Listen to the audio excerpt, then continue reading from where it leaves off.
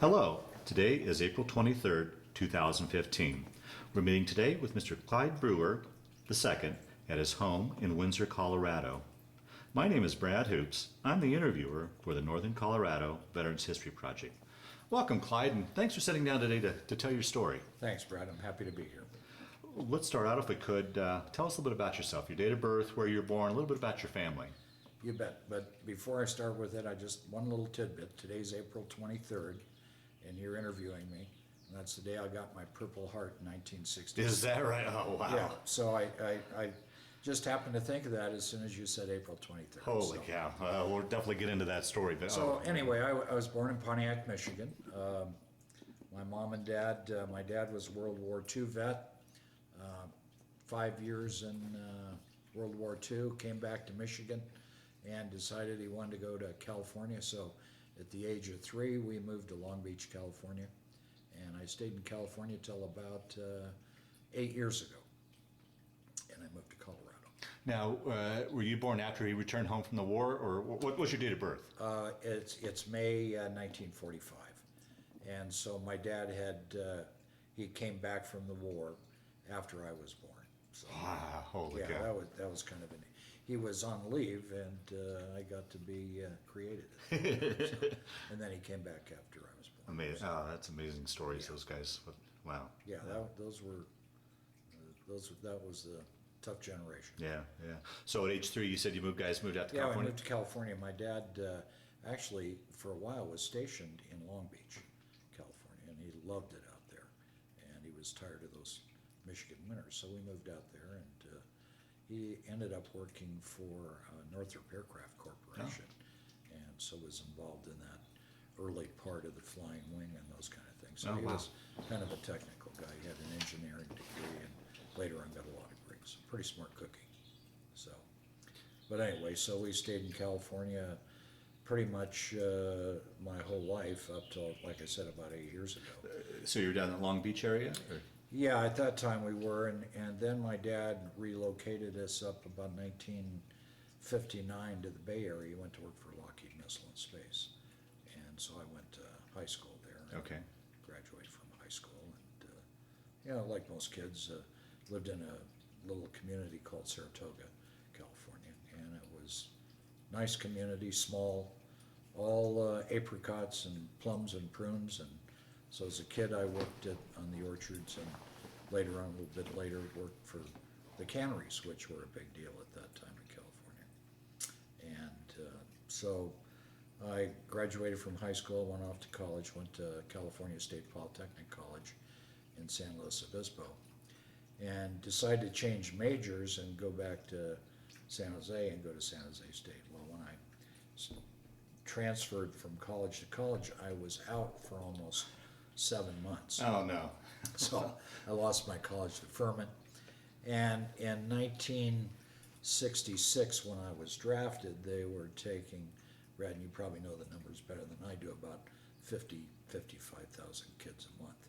So that was building up to be really the peak of the war. So I went in as a draftee in 1967.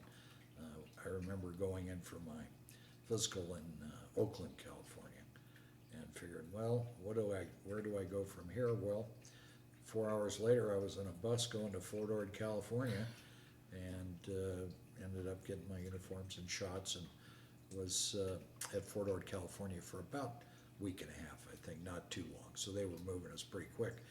And I remember that night, one night, it was probably, well, it was dark anyway, so, and we went to the Monterey Airport and loaded on these 4-engine prop planes.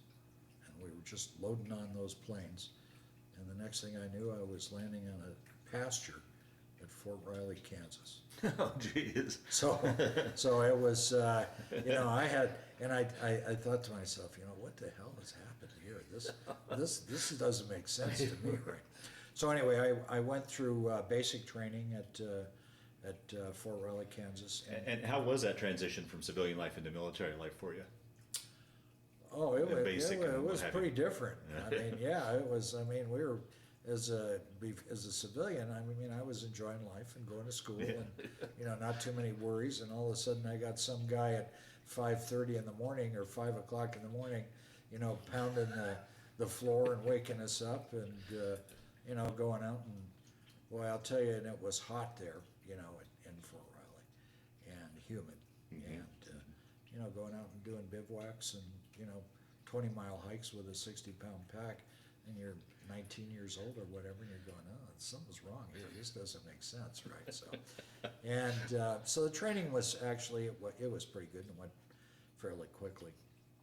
And then I went on to advanced training, and of course it was Fort Riley was the 9th Infantry Division, and it was all infantry.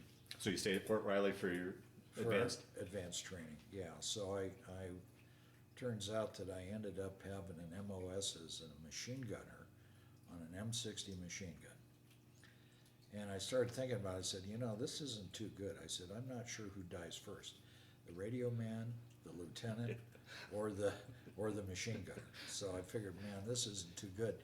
And about that time, they were looking for officers. So they wanted anybody interested to interview for going to officers candidate school. So I decided, well, maybe I'll give that a try. And I thought about it and thought, well, if I got in, where would I want to go? And my dad was an old armor guy who was in tanks, so I figured, okay, well, I'll go to armor, OCS, if I got accepted. And it was even better because there wasn't too much armor in Vietnam at that time. Right, Personnel carriers, but not a lot of tanks. So I figured, well, maybe I'd just end up going to Germany with the rest of the guys, and I could have skated that whole thing, right? Well, now by going to OS to officer training, would that have extended your enlistment? Oh yeah. So I'll get to that part of the story. Okay, sorry. That really has a lot to do with what happened. So anyway, I had really finished my advanced infantry training, I guess you want to call it, and I got accepted to OCS, and that was kind of an interesting process. I had to go through quite a few interviews, and I had 1 year of college under my belt, but you know, nothing too much. So you know, it's not like I had a college degree already to be an officer, but I think during that time frame they needed a lot of officers. So anyway, I was off to Fort Knox, Kentucky, and I had to go back through the whole process again to go to advanced armor training. So I had to do that for whatever that time period was, 8 or 9 weeks. So I did the advanced armor training and became a tank crewman at that time. So I thought, well, I'll get a class date here pretty soon to go to OCS. And lo and behold, I couldn't get a class date for about 2 months. So I ended up being a drill corporal in the reception station. So they gave me 2 little stripes, and I ran kids around to get their haircuts and, you know, get shots and all that stuff. Well, about the time that my class date was coming around, I started thinking about this process because I'd been in the Army almost a year. So to go to OCS now, and I wasn't quite sure I wanted to be a career guy to start with, and to go to OCS, I would have been there for 6 months, and then I had a 3-year extension after that. Oh boy. So after being in for a year, it was a process of elimination, saying, well, you know, am I going to stay in the service, and how many tours of Vietnam will I get in that 3.5 years or not? So I decided, no, I'm not going to go. So anyway, I decided not to go. I turned the class date down, and lo and behold, 2 weeks later, I was in Vietnam with the first armored company that was sent on ships to Vietnam, and that was 2nd of the 34th Armored Battalion out of Fort Knox, Kentucky. And I didn't know they were unloading them on LSTs and getting them out of the harbor as I was speaking, as I was in that process. So I landed in Vietnam. And So did you ship over, or did you fly over, or did you go with it? no, we flew over. Okay. I flew over, and I was thinking about, I can't even remember where I left from. And I know I had to leave from Fort Knox somewhere, but where we went into San Francisco and then on over and on. I remember the flight coming back, because that was pretty exciting. Yeah, I'll bet. And most of the airlines at that time, Brad, I think, and probably most of the guys will tell you, were all charter airlines, like Tiger Airways and some of those. So I know I came back on Tiger, but I don't remember going over. I think I was probably too miffed about not going to Germany and heading over the pond to the other direction. Right? That's the question I always ask you guys as you're flying over there. I mean, it's a long flight to begin with. You got a lot of time to think. I mean, do you remember what was going through your mind? I mean, you're going into harm's way. You don't really know where you're going. I mean, it's. Yeah, but you know what? You don't. I think as a young guy, you just don't get it. So on that flight over there, I knew it wasn't going to be good. Yeah. But you didn't know how bad it was really going to be. So you just don't know. And they like the young kids anyway. Yeah. And because the discipline that the Army puts into you is that when you're told to do something, you do it without question. You obey your orders. So in the younger you are, I think the easier it is to follow that direction. And most of the time when I was in Vietnam, most of that direction was pretty good. So. And what was it? Can you talk about landing? And I always hear about when they first open the door and you step off the plane. What? Yeah, well, we landed at Ton Summit Air Base, which was a big air base out of Saigon, and it was daylight. I remember that, and on the way over, I don't know where we stopped, but because you can't get, we couldn't make it that far. Right. So we refueled somewhere. Yeah. I think going over, we refueled at Yokota Air Base in Japan, and I think that was one of the stops going over, and Anchorage, Alaska, going back. So I think it was Yokota, but I got back, and I read some of your paperwork in there. I can still remember the smell. Yeah, that's what everybody says. And what about? They talk about walking into a sauna, climbing off. Was it? You remember that? Yeah, it was hot. Yeah. It was really hot. I mean, and it's humid. Yeah. I mean, I had a buddy of mine that he wouldn't when they were sending him home from Vietnam. He said, I'm not getting out of the Army. You're not going to ETS me out until you get rid of this fungus that I've got growing on me. And I remember his name very well, Fritz Chapman, and he was out of San Francisco, nice kid. And so I never really kept in touch with guys. I think a lot of times you think about them, but sometimes there's too many memories that go along with keeping in touch with those guys. And a lot of times it was better just not to deal with it. But anyway, so yeah, it was hot and it was humid, and particularly in a tank, I'll tell you, no air conditioning in those things. Geez. And we didn't button up too often, but if it got pretty hairy, we had to. So if that main gun's going off and the sulfur inside there and the heat, I can guarantee it's probably in the high 100s inside that tank. I don't remember what I weighed when I went over there, but when I got home, I think I weighed 142 pounds. I mean, I was a pretty thin kid, and it's not that they starved me out. The classic thing is, eating sea rats or, fattening food. So I lost a lot of weight, and I think it was in relationship to that. So anyway, I got into country, and got assigned to the 2nd of the 34th, and another buddy that I was with, and his name was Ken Marley, and he was out of Ohio somewhere, and I liked this kid. He was an Italian kid, and he was married and had one young child, and he volunteered for Vietnam service, and he was a school teacher. And he said every member in his family had been into a combat zone, and he decided that was something he wanted to do. Nice guy. And I remember he always smoked these rum-soaked crooks, or whatever they are. They were like an Italian cigar or whatever. And I liked him. I hung around with him quite a bit.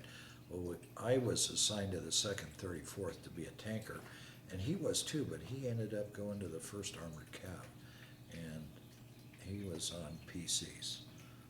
So you guys, Personnel carriers. when you guys went over, did you guys go over as a replacement, or were you already in a unit when you? No, we were going over as a new unit at that time. Oh, But okay. He Well, you're ended one up, of a few he, that- he ended up getting into a replacement unit. Oh, okay. So the 2nd and 34th was fairly new over there at that time. It was a first full tank battalion. And Ken didn't make it. He was dead in a month. So, and I think what happened is that he hit a mine. And what happened in the early days, I don't think a lot of guys know this, but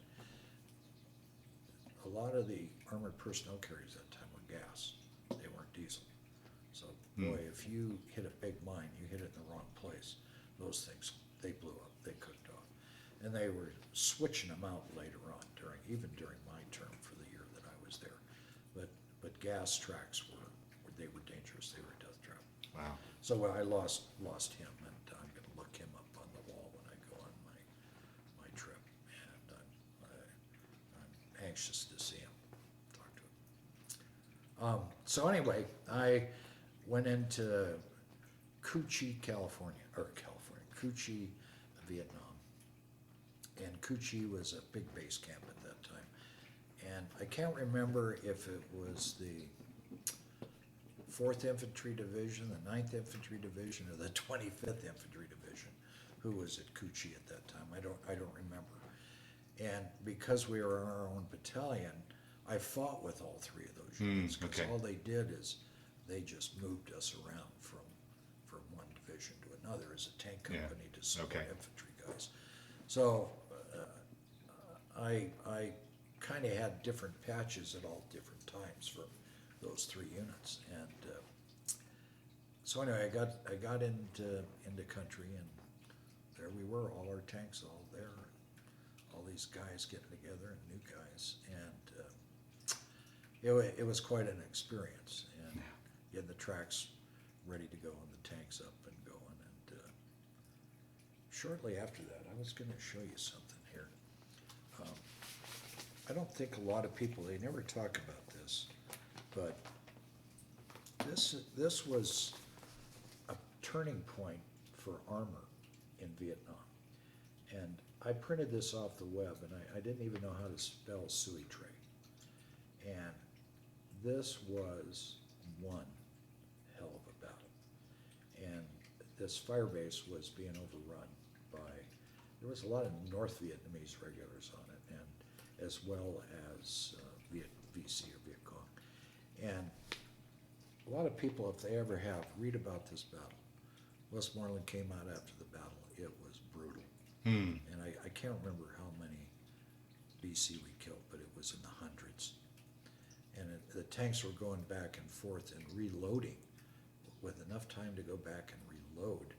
And I don't remember how many main gun rounds we carried, 50 maybe, somewhere in that range, and 2,500 rounds in the banana box for the coax mounted 30 cal, and how many 50 cal rounds, I don't know, but it was just a brutal battle.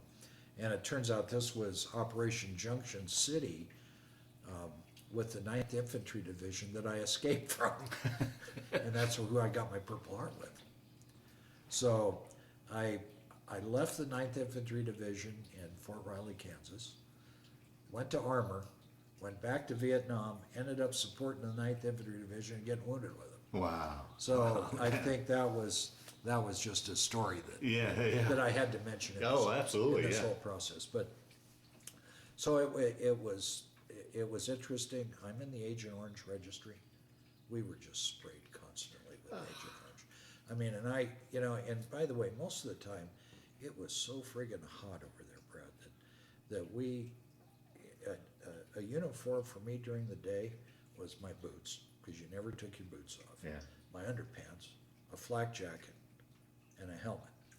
And we had a commo helmet because we communicated. And I tried to wear that flak jacket as much as I could, and it was just a good thing to do. In fact, a joke that we always had is that when the tanks, if we ever got near a helicopter pad where the chopper pilots are flying, you had to be careful you didn't leave your flak jacket laying around, because they'd steal the flak jackets, and they'd like to sit on them. Sit on it, right? When Yeah, they were doing yeah. the mission, Yeah. so, and rightfully so for those guys, but they'd steal our flak jackets.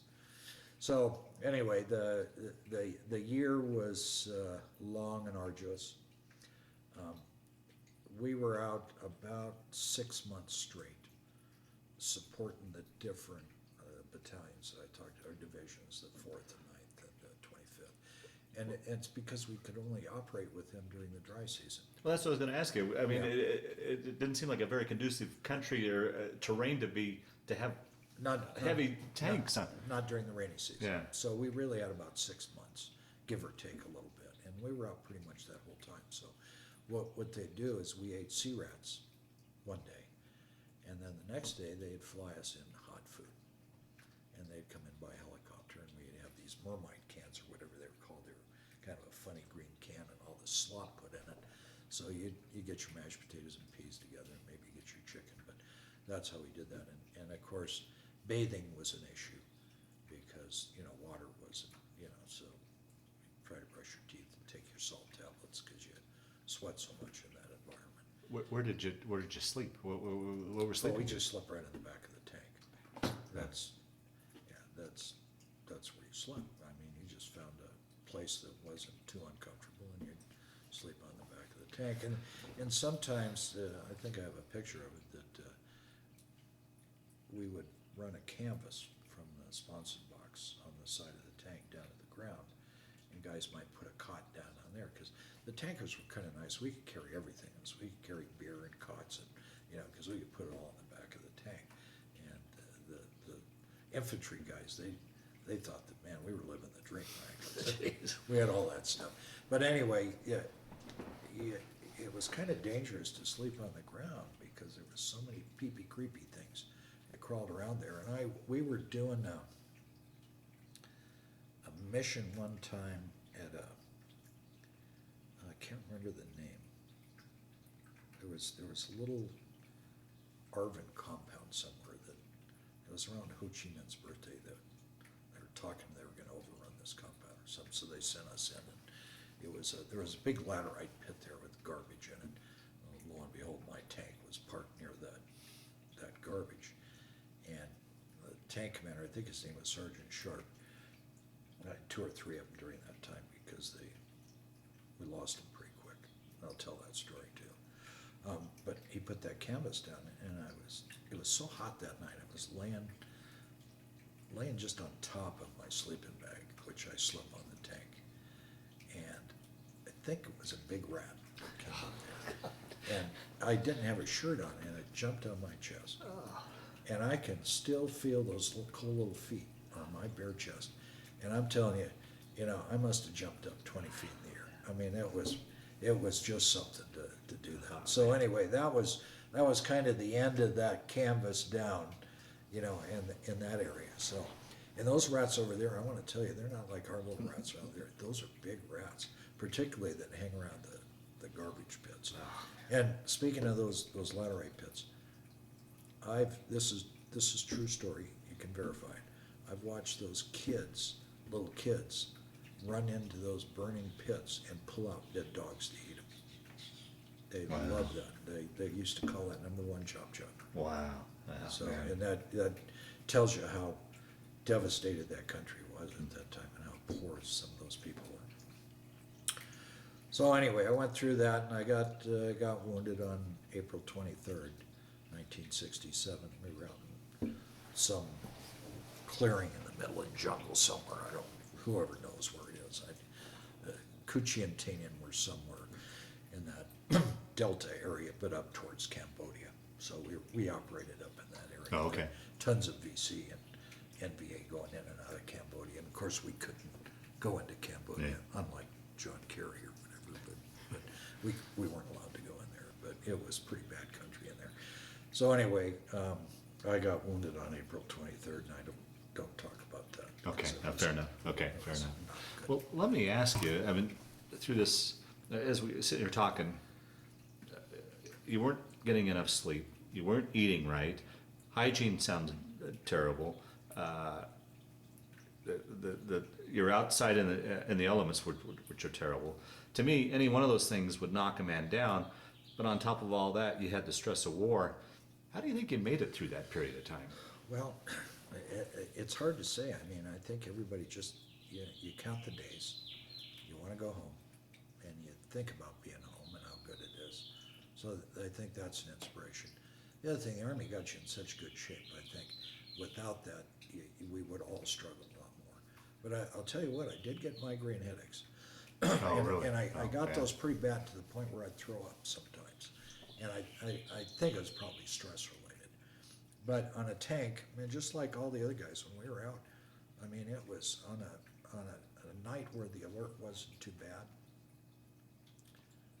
We had guard duty at least 2 hours. You never knew where that 2 hours was gonna be in the night. If it was red alert, I mean, you're up all night, you know.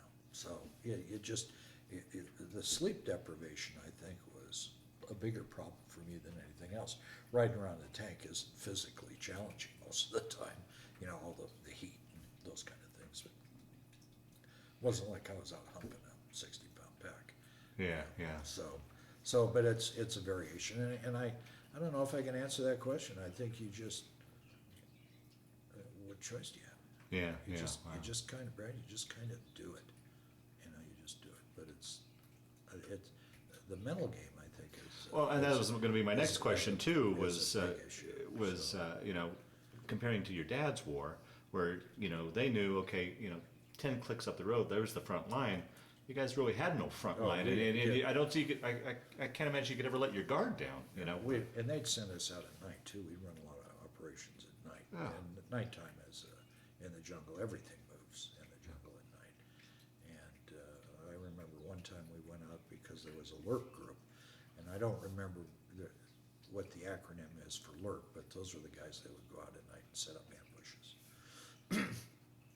And we had to pull them out one night, and boy, on the way in, we just got slaughtered. We had my platoon of tanks, I think there was 5 of us, as I remember, and we just got hit with rockets, and it was almost like an ambush set up for us. And Sergeant Davis, who was my sergeant, got hammered pretty bad with an RPG, and they knew where to shoot it.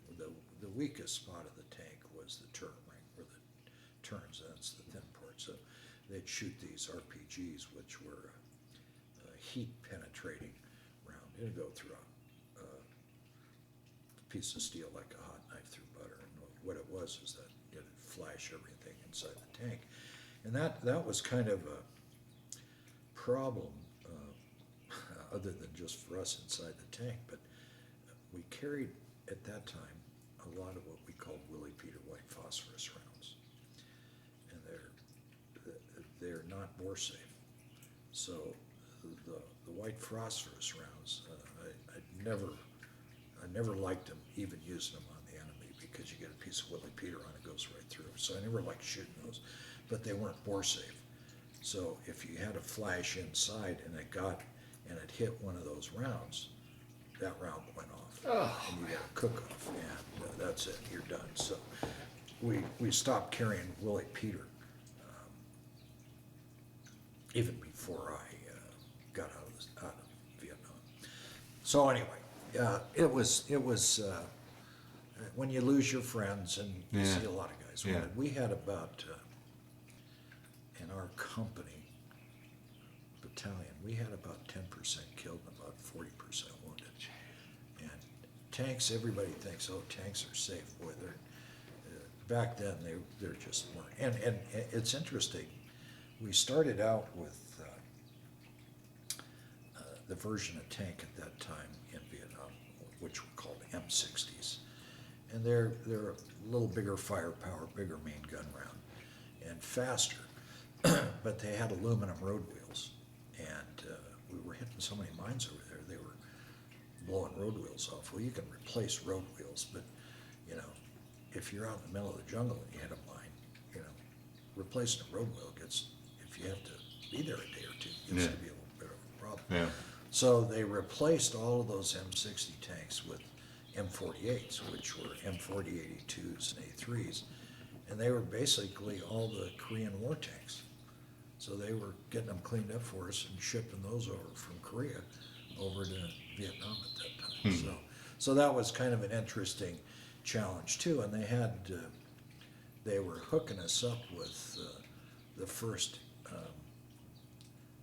infrared systems and starlights. So we had these huge xenon searchlights mounted on our main gun tubes, and I don't know what they were, a million candle powers or whatever. So you could flip them on at night, and you could see the VC pounding aiming stakes away and half a mile away, which was pretty cool at that time. And the tanks, you know, our tanks back then were not sophisticated.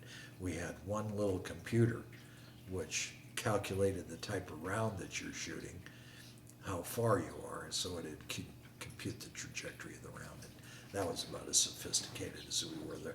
The rest of it was just flying by the seat of your pants compared to where the tanks are today. Right, yeah. So that's, I guess that's, if I'm dribbling too much. No, it's fascinating stuff. So anyway, the day I got wounded, we were under fire pretty bad. And they got me out of the tank and put me down in a medic truck. And we always had a dozer tank, and the dozer tank would dig out a depression that and so you could drive an armored personnel carrier down in it, and it would be very low profile to any activity going on. And that was usually our medic track. So we were supporting the 9th Infantry grunts at that time, and same guys I came from. Mm-hmm. And we got hit pretty hard. We were in this little clearing out in the middle of the jungle. And this one kid, infantry kid, dove in a depression to get your head down. Well, it was occupied by a snake. So he got whacked pretty bad, and we couldn't get out that night because there was just too much fire. They couldn't get any helicopters in. So I went out in the morning with this kid. There was quite a few dust-offs that morning, and I'd never seen anybody. I was feeling pretty sorry for myself. And by the way, I was pumped up on morphine. So, and when they shoot you with that morphine, I want to tell you, that's a drug everybody wants, but you don't. Yeah. So, I mean, it was so good it scared me even when so I never had any drugs and never will. But this kid, when we went out on that dust off the next day, I never seen anybody look like that. He looked like glass. I'm not sure he was alive, but that was pretty bad. I'm not sure you could lay there for 12 hours after. I think that snake probably bit him a bunch of times. So, so I don't know what it was. There were all kinds of nasty things over there, just terrible snakes. So, and you know, you always hear that story about that two-step snake. But I never saw one, but I heard about it. But you know, you get bit by one of those, and it's a little tiny snake, so it's got to bite you like in between your fingers or places like that. So, but tarantulas, oh my gosh, tarantulas were just, I remember busting through the jungle and the tank absolutely turning red with tarantulas all over the tank. Oh, Now, we'd bust the jungle for the infantry guys to help them out. I remember just tarantulas everywhere. I'd never seen them like that before. Snakes and tarantulas, I mean, it's yeah. everybody's worst nightmare. So. Yeah, and that was just that kind of place, and you know, I think about that, and I think, boy, what a nasty place we had to fight a war in, you know. Wow. So anyway, I made it through and got sprayed with my Agent Orange many times, and Now, but survived. did your injury take you out of the war? Or did you get patched up and rejoin your unit, or No, I was kind of lucky at that time. I stayed on the tank. Well, I went into the medevac, went into the hospital, and was in the hospital for a couple of weeks. Then I went back to the base camp and rested up there, and then they sent me back out. And the wound wasn't bad enough to get sent to Japan or get home. Okay. But it sure scared the hell out of me. And so anyway, I was back on the tank for a while, and about month 8, I had my replacement come in, and I got to pick a base camp job, which was great. So, and I didn't want to burn shit, excuse me. But so there was cook's helper job available, and I figured, well, this can't be too bad. I'm gonna learn how to cook. So I I took this cook helper's job, and it turns out that the head cook that we had was a kid named Chuck Thurston. And I've tried to look this guy up because I always wanted to see him again. He was from Las Vegas, and he was a pastry chef at the Stardust Hotel Oh, wow. in Las Vegas. And this kid was good. So we had some really good food. And I kind of learned how to cook under him. And so I was there as a cook probably a good 3 months, 3.5 months. And so for my last 3.5 months, life was pretty good. In a base camp and eating good food. And I went on R&R. Yeah, did you get an R&R out of the country? Yeah, I did a couple. I did in-country R&R to Vung Tau, and I did that for 3 days and laid on the beach and drank some beer, and that was kind of nice. That was a secure area down on I think they said South China Sea, I'm not sure, but it was a regular R&R facility they had for the soldiers, and he got one of those, and then I got an out-of-country R&R to Hong Kong. Oh, And I went to Hong Kong. That's where I picked. I figured, well, that'd be cool to go to. And I enjoyed it and did a lot of stuff. And I've got a lot of pictures still from Hong Kong that if they haven't faded out, then it was a pretty nice place.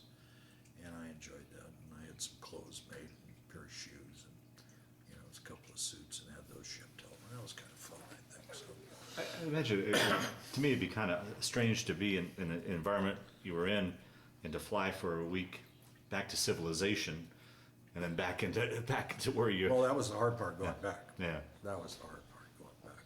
Although I was a cook at that time, Yeah, so okay. going back for me was a lot different than the poor kid that was going to saddle up and go back out on the jungle. I guess the only part that I left out is that we operated during the dry season, but during the wet season, we did basically convoy escort duty, mainly up and down Highway 1. Okay. And so we did that a lot, and that wasn't too bad a duty. A lot of mines, few ambushes, but generally moving supply from one place to another. So that's how we were operating at that time. In the field during the dry season and supply guard duty during the wet season. So talk a little bit about what it's like inside a tank for those of us that, I've seen the movie The Fury, but what general conditions were like inside the tank. Well, I think we talked a little bit about it. It was hot. Yeah. No air conditioning in there. We had a blower, which would evac out the sulfur and the smell, from, and I'll never forget that. I mean, when you're really rocking and rolling with those main gun rounds going off, and the M48s that we were using, later on they were all 90mm cannons, but they still put out a lot of exhaust inside there, and if you were shooting your machine guns, that all added to it. Everything is confined, and they're not very big inside. Yeah. And you gotta have to be very careful because the main gun rounds, I think we said we carry about 50 rounds. When you're really rocking and rolling with that, you got to get that brass out of there. So the loader's hatch is open, and you got your asbestos gloves, big asbestos gloves, and they said asbestos on them, so who knows what stuff we've got from that, and, but you had to pick that hot brass up and throw it outside. And you had to get rid of that. And, it just, there wasn't much inside there. I mean, you had How big was the crew? it was always 4 people. Yeah, you had a loader, tank commander, gunner, and driver. And the tank commander was up top, loader down inside the main chamber of the tank, and the gunner was down there as well, controlling that, and then the driver was up in front, and you could access it from inside or outside for the driver. And we lost one of our drivers with an RPG, and it went right through, at 9 inches of steel or 8 inches up front, but it was a big 9 that went through and just went right up and took his head off. And It was just a little hole that goes through, you know, that much, right through that steel on that tank. And you wouldn't think that on the front slope of the tank, you'd be able to penetrate, but that RPG-9, I think, it was either a 7 or a 9, one of those that went through that much, and hammered it pretty good, so. The confinement was, nobody liked to be buttoned up inside of those things. Yeah. And it was particular because you never knew it was coming through. Yeah, yeah. And it was and when you're in the jungle, I mean, somebody can shoot you with an RPG from 10 feet away. Right. You know, so and you wouldn't even know it. They'd be back down in a hole. And I have a book that I bought years ago. It's called The Tunnels of Cu Chi, and that's where I was stationed. And it's talks about all the different tunnel complexes right at that base camp. And I went into one tunnel, and I think I said that I weighed 142 pounds, but they liked the thinner guys, and I was probably 5'8" if I was standing tall. So I did go into one tunnel complex. As a tunnel rat capacity, I mean, to go in, or? Yeah, no, I went in. I went in a second. I went in with my flashlight and a 45. We ran into a big tunnel complex. It was so big that they were asking for guys. So I was stupid enough to go into one. And I didn't go in. Some of those guys, they were professional tunnel rats, and they had a regular platoon of them that would move around to do that. And that's what they did. Anyway, I went into one with some other guys, and didn't go in very far, and it was there was a main room there, I don't know, 10 by 10 maybe, and there was just some stuff in there, clothes, and there was a teapot that was hot, and I still have it upstairs. I took that teapot out, and like a dummy, I just picked it up, and it could have been booby trapped. Yeah, right, yeah. So I didn't know. And that was the first and only one that I went into. And that I didn't like that. That was bad. Crawling through that tunnel, and the access tunnel probably to get into that first room was 10, 15 feet maybe. And that was a long 10 or 15 feet. So I got out of there. And that was the only time I did anything like that. And that was kind of stupid. But when you're young, a lot of times you don't think about that stuff, and you're gung-ho, and you're pumped up, and you do stuff that you think about why you did it, and you go, well, man, wouldn't do that again. So that was my Vietnam experience. I got my orders to go home, and like I said, being a cook there, the last 3 months I was real lucky duty. I was getting short, and I was worried about I was up in Tay Ninh at that time. I'd left Cu Chi, and we were in a base camp called Tay Ninh. And they would shoot those 122 millimeter rockets into our base camp right from Cambodia, I think. And I think those rockets had, I'm sure the experts can tell you, I think they had a range 10, 11 miles. So they could shoot them a long ways. And so when you're getting short, and we were up in Tay Ninh, a bunch of us guys went out, we dug a slit trench next to our hooch and covered it with some, that like PVC, I'm not sure, steel that they used for runways. We covered that and put sandbags over it, and we actually slept in there. I probably slept in that trench for the last month in there, just on a little cot. It was dirty, but I didn't care. Yeah, right. Dirty, so I crawled down, because they always seem to shoot the rockets at night when you were asleep. So probably had the best effect if it hit a hooch and everybody was in it. Then it was a problem. But so I slept in that, and then. So I mean, you say you went from an easier position from the tanks to cook, but you were never truly ever out of harm's way. No, you're never out of harm's way. I Yeah. mean, there's always something going Yeah. on, but it's the lesser of two evils. Yeah. I think. So they loaded us on a truck, a deuce and a half, and from Tay Ninh, I went down through Saigon again and back down to Tan Son Nhut Air Base and got on Tiger Airways, flew home. You know, you always hear the stories when those wheels lift up. Yeah, Boy, yeah. it was a happy day. Everybody was cheering. Everybody says that, yeah. Everybody was cheering. Yeah. It was a good thing. I can't imagine the relief. Yeah, it was a good thing. So I don't remember how hot it was. I flew home at the end of March, right around 10, and we landed in Anchorage, and a bunch of us got off the airplane and went into the terminal. I got a hamburger, which was kind of a cool thing, and got back on the plane, and I flew into Travis Air Force Base at that time, Okay.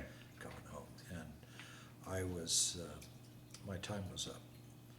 I don't know, I think I had 10 days left in the Army or whatever, so we landed at Travis Air Force Base, and I was telling my wife this morning, I never had a picture of it, but, you know, I was real proud. I had my khakis on, and they were all, you know, pressed up and nice, and they did that for us, and I had these jump boots, and I had them all shined up, and had my pants bloused, and had all my braids on, and a few little ribbons and stuff, and feeling good, and got into Travis, felt really good, made it home, survived the whole thing, and got on the bus, and they were gonna take me to Oakland Army Terminal, Oh, boy. and that's where I was gonna ETS out of the Army, so we got on that bus, and just going outside of the gate, the protesters were there. Oh, boy. And I wanna tell you, it was just disheartening. And these people were holding signs, baby killers, and they were throwing shit at the bus, you know.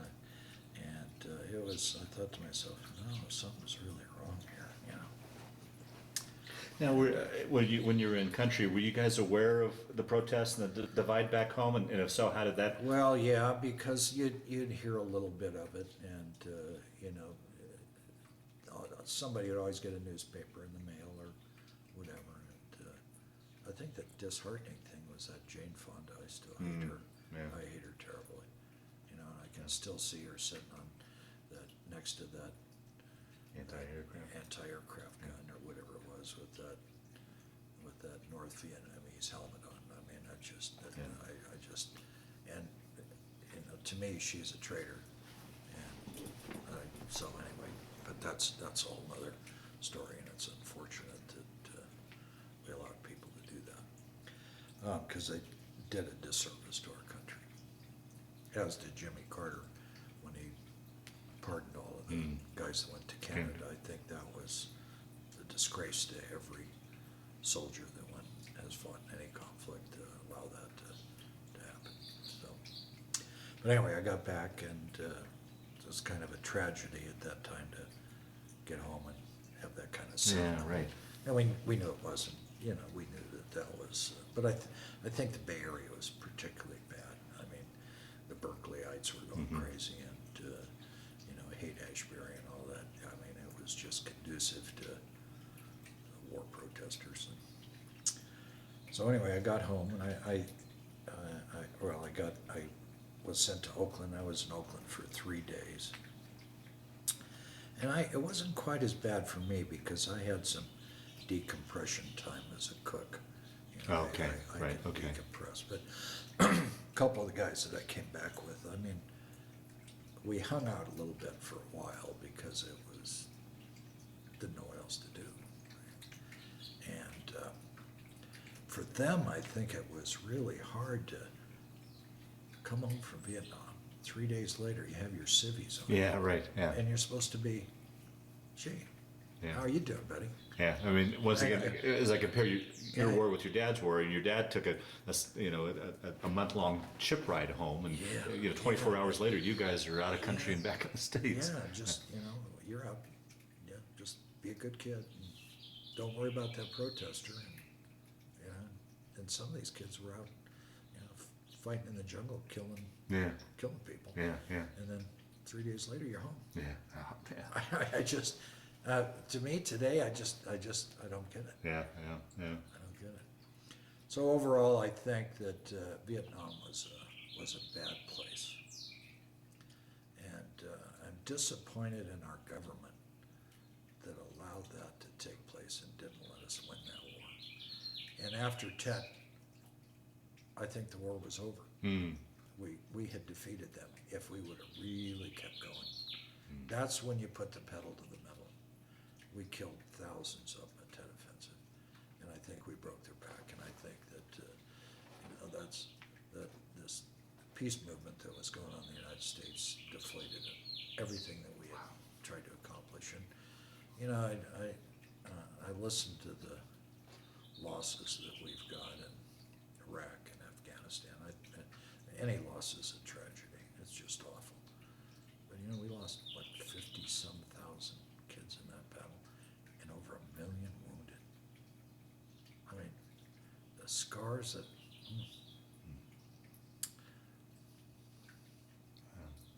And it's interesting, and I'm glad they're doing good for the kids, but today they're coming back. I think they're really helping them, and I'm really pleased about that. But all I need to do is go up to Cheyenne, VA, and look at some of these old guys that are still sitting up there from the war. Yeah. I mean, there's real sad cases up there. And when you drive into Cheyenne, there's a sign as you drive in. It says, "In here you'll see the price of freedom." Mm-hmm. Mm-hmm. Anyway, Yeah. I guess that's about it. Yeah. As you've had time to, it's 40 years now, what are your thoughts? You're in the thick of the war and you've had 40 years to process it. What are your thoughts about the Vietnam War? And Well, I still struggle with it. yeah, I don't think you'll ever get that up. yeah, I don't think we should ever go to war unless we're willing to win it. Why would you go? yeah, right. Why would you go? So history is a long time,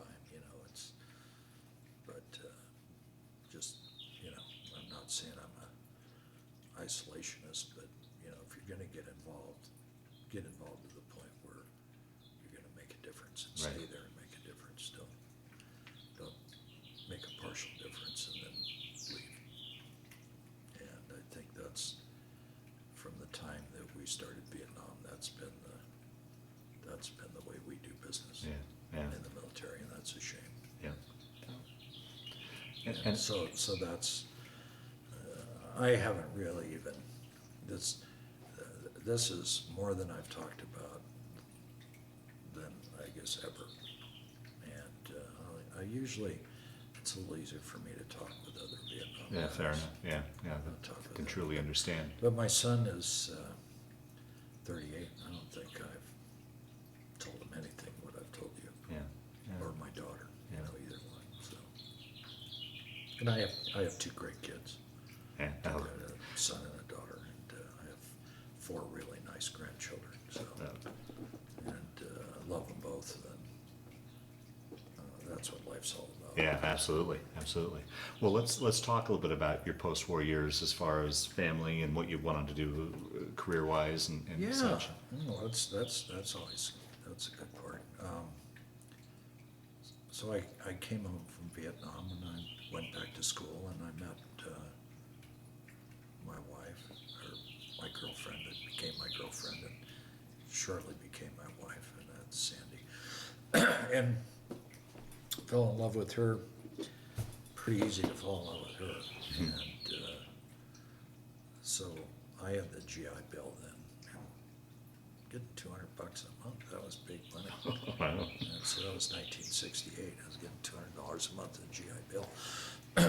And Sandy and I got married, and I was going to San Jose State University.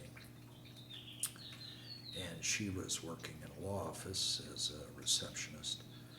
And I sold shoes at Florsham Shoes to supplement our income.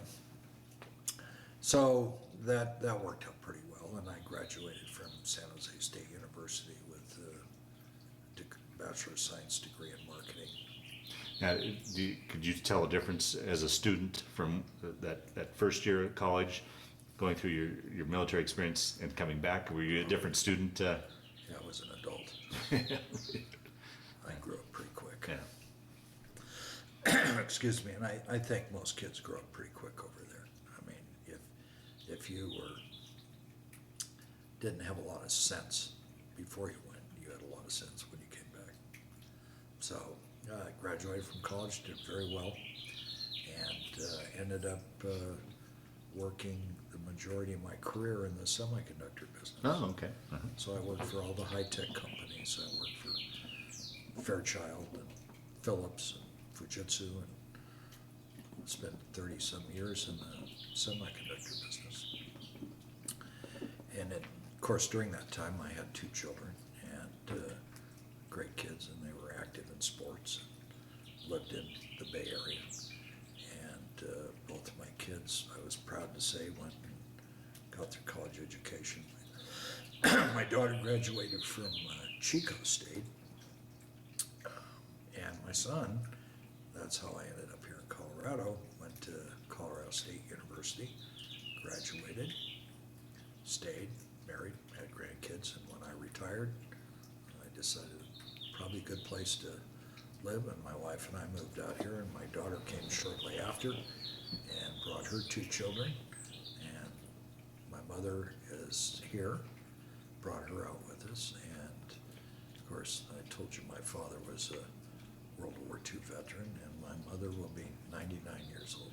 Wow. So she's here, and we all live in northern Colorado. Oh, good. So the whole family's close by. Everybody's nice. here. I couldn't ask for anything better. Yeah, So nice, my nice. 2 kids, my 4 grandchildren, my mother, and my wife's family. We see them regularly, and we've just loved northern Colorado. Nice. Never looked back. Yeah, Never good. looked back. It's a great place. Good. How are you doing physically? I mean, you talked about the Agent Orange spray. Your wound. Is it anything lingered from that, or how are Yeah, things? I still suffer some things, so the VA takes care of me. And Are you getting fair Yeah. treatment there? I think the quality of care, once you're in the system, is good. It's the time to care which is an issue. So it's getting in to see a doctor in a reasonable amount of time. It's pretty difficult. I just made an appointment the other day, and the soonest I could get in was like 3 months, three and a Yeah, half boy. months. So, and I've got something I need to deal with. So I think that's a problem. I had a great career, and financially, my wife and I are in pretty decent shape. So I'm able, with my Social Security, I buy an extra policy. So through Medicare. So I use Medicare quite a bit if I need anything quickly. But other than that, for any major things, I've had cancer, and I've had surgery at the VA twice, and so they've been taking care of me. Cancer service related? Well, that's real hard, Brad. You know, because a lot of times you think it is, because I've got peripheral neuropathy, and I've got a lot of side effects of Agent Orange, but the federal government is still resisting any Agent Orange related issues. So, and I'm not a medical guy, so, I can't tell you that they're not right, but boy, you sure start to wonder about it, because, there's stuff that's creeping up that we get now that I've never seen in my family. So, none of those issues before. So you wonder about that. And I'm sure there's a lot of guys that got a lot worse than I do. Yeah. Okay, if you don't mind me asking, how about how you doing emotionally? I mean, PTSD and such. Yeah, it's kind of a roller coaster thing. Is it? I have PTSD. Do you? Yeah. And it's I get some medication for it, and it comes and goes. And for a long time, it was coming more than it was going. But it's still around, and I can almost tell that I'm having a spell with it, and I can take some medicine. I don't like to take it because it's bad stuff, I think. But it helps me get through the night and stuff. And it's the night that's the hard. The daytimes aren't bad. It's the night. It's the nights that hurt. Oh man. So, and I guess that's something that veterans from any war, I think that have seen combat, they think, well, they're out of the Army now, so that's okay. Yeah, right, right. But it never goes away. Yeah, yeah. Never. It's, once you've experienced it, it's at least in my case, it's a lifelong thing. Yeah, right, right. Doesn't go away. And I'm not sure that anything that's that traumatic ever goes Yeah, away. yeah. I don't know how it could. It just doesn't go away. So I guess that's my story. Yeah. Through the years, have you ever kept in touch with any of the guys you served with? Any sort of reunions or anything like that? We had a reunion for the 2nd of the 34th Armor Battalion about 2 years ago in Branson, Missouri, and I found out about it, but I chose not to go. I didn't know what it would serve. Yeah, yeah. I just didn't know what it would serve. It might have just conjured up stuff that I didn't want to think about anyway. So I didn't go to that. Might have been fun, but. Well, as we wind down this interview, is there anything I didn't ask you that you wanted to talk about? Any of the stories have kind of floated to the top as we've been sitting here talking, so that ideally we round out your story as best we can, or do you think by and large we captured? I think generally we covered up. Yeah. Probably could blabber some more, but it's not going to serve any purpose. Yeah, So, okay. So I think that it was probably. I think having a good supportive family after the war has been probably the most important thing. Yeah, yeah. For that, and that makes you think in the right direction. Right, right. Well, the last question I always like to ask in this interview is, and you kind of alluded to it, bits and pieces, that time in the Army, particularly your time in Vietnam, how did it affect your life, play a role in your life, change your life, or was it just simply a chapter in your life that you went through? How would you answer that? Well, I think we talked about it. I grew up Yeah. pretty fast. Yeah. I went from, I would say, not even a young man, just a young boy. Yeah, right. Yeah. Yeah, I was a young boy to a pretty grown-up person within 2 years. Yeah. And my perspective on life had totally changed. So I think you understand the value of life a lot more. So, and it made me want to do something good. So, Wow. I wanted to take care of my family and Yeah. work hard and do those things. So, Yeah, yeah. Wow. so I think it had a lasting impact on how I approached life after that experience. Wow. Wow. Well, Clyde, I want to thank you for sitting down to tell your story today, but Yeah. more importantly, I want to thank you for your service to our country. Thank you.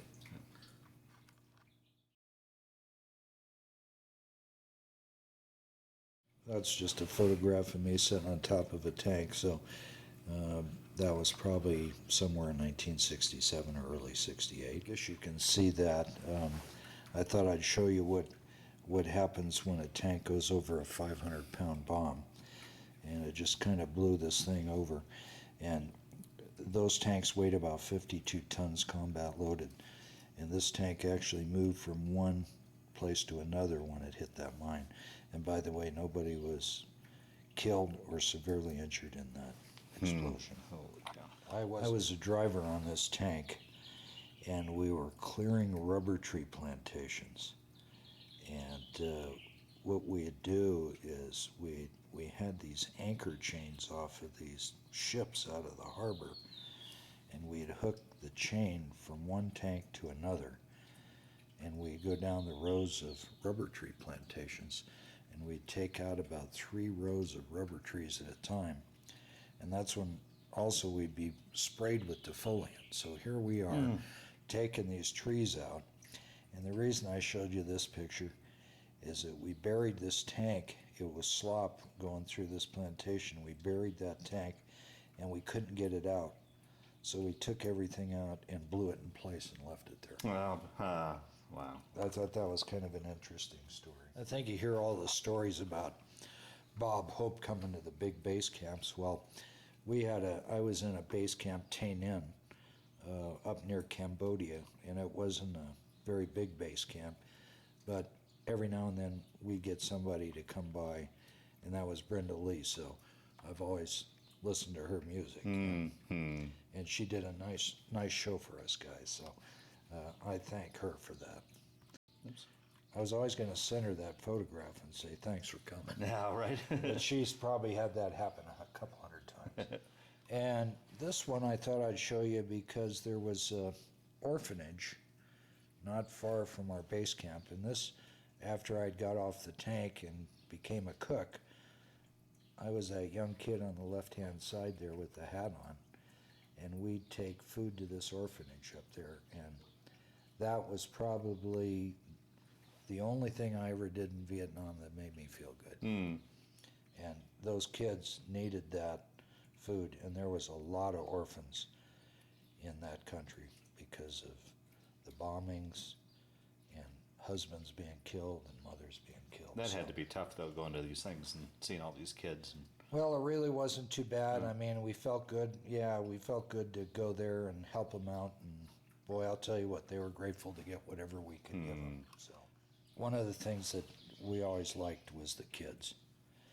And although I wasn't too old, you can see me in the middle there with all those kids that you always hear about somebody giving them a chocolate bar. Well, we didn't. And these kids always just came to see us and hang around with us. And of course, you're never really quite sure if one had a hand grenade. Oh, man. But most of the time they didn't, and they were nice kids.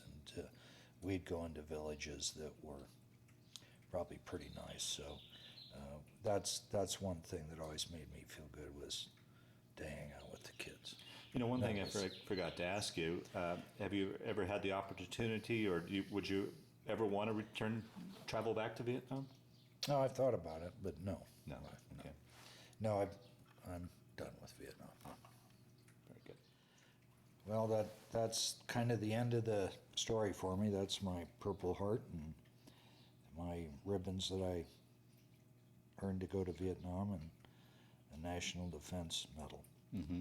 But that- Now, 2 battle stars, is that what that signifies? Yeah, that's what that signifies. And I had another one that I don't know where it is, which was a presidential citation. Oh, right, okay. And I lost that somewhere, and that was awarded to our unit for combat. And I think it was in relationship to that Battle of Sui Tree. Mm.